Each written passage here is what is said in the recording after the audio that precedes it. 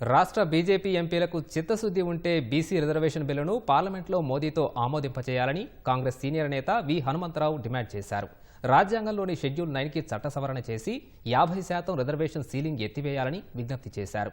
బీసీలకు 42% రిజర్వేషన్లు అమలు చేయడం సాధ్యం కాదని కొందరు వ్యాఖ్యానించడంపై అసహనం వ్యక్తం చేశారు.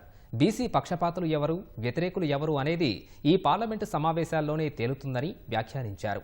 బీసీలు అంతా ఒకతాటిపై ఉండాలన్న విహెచ్ బీసీ రిజర్వేషన్ల పెంపునకు కాంగ్రెస్ అధిష్టానం పూర్తిస్థాయిలో మద్దతు ఇస్తోందని చెప్పారు.